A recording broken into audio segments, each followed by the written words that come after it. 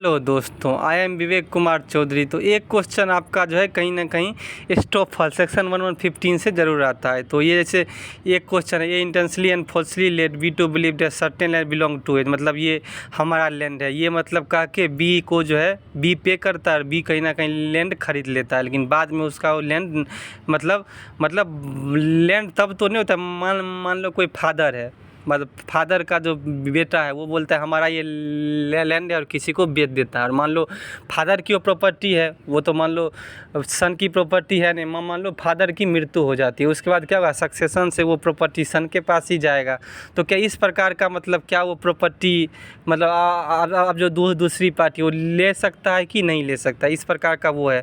तो एस्टॉपल ये होता है। तो आप लोग जैसे बताए, तो ये आप लोग क्या मतलब करोगे, एस्टॉपल कहीं डिफाइन नहीं है, बट सेक्शन 115 टू 1117 के एक्ट में जो मतलब इसके बीच में जो है एस्टॉपल को कहीं ना कहीं दिया गया है। सबसे पहले मैक्सिम जो है, क्या आप लोग बोले, मैक्सिम हो गया, कोर्ट्स हो गया, चाहे मतलब केस है, इस सब पे, चाहे जो आपको जूरिस्प्रूडेंशियल एस्पेक्ट है, इस सब से आप स्टार्ट करोगे तो ये क्या है, एलिजस कॉन्ट्रा नॉन ईस्ट ऑरिसा। तो इसका मतलब क्या क्या मतलब होता है, मतलब it means contrary allegation will not hear, मतलब एक बार आपने जो एक्सेप्ट कर लिया वो बाद में आपको नहीं सुना जाएगा। तो क्या है, रूल ऑफ एविडेंस है, प्रिंसिपल ऑफ इक्विटियन मतलब गुड कोडेंस, मतलब एक बार जो आप मतलब एक्सेप्ट कर लिए वो आप बाद में डिनाई नहीं कर सकते हो, ठीक है।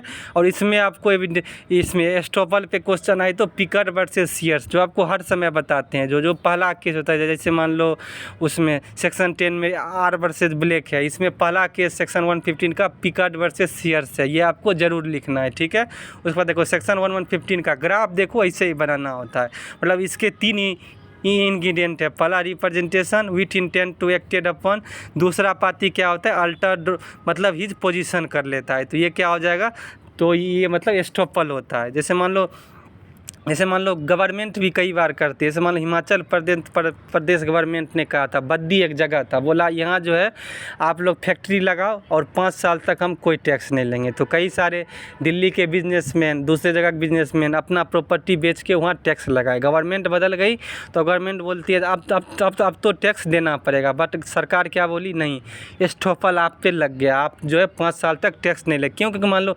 रिप्रेजेंट किया, मतलब गवर्नमेंट बोल सकती है जहाँ फैक्ट्री लगाओ, इकोनॉमिक जोन बनाओ, जो यहाँ रोज़गार लोगों को मिले। इससे क्या हुआ, जो दिल्ली चाहे आसपास के व्यापारी थे वो उस रिप्रेजेंटेशन को सही मान लिए और अपना पोजीशन अल्टर कर लिए, यहाँ का प्रॉपर्टी बेच के और वहाँ कहीं ना कहीं लगा लिए।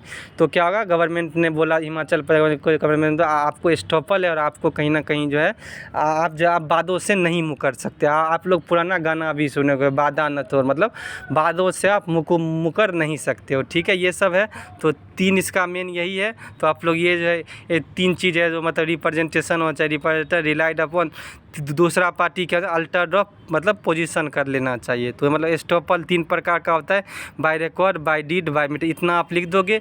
केस जो आपका है, केस आपका मतलब केसमेट में 2-3 केस है, तो एक केस को 2 पेज में तैयार कर लेना, 2 केस को हाफ पेज में तैयार कर लेना।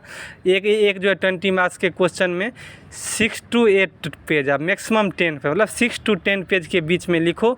और तो इसमें क्या होगा, ये मतलब इंटेंशनली वो क्या है, बी को बिलीव किया ये लैंड हमारा है और बाद में वो लैंड उसको किसी प्रकार से हो जाता है, तो अब उस पर एस्टॉपल जाएगा अलग और बी को कहीं ना कहीं देना पड़ेगा लैंड। तो एस्टॉपल ये होता है।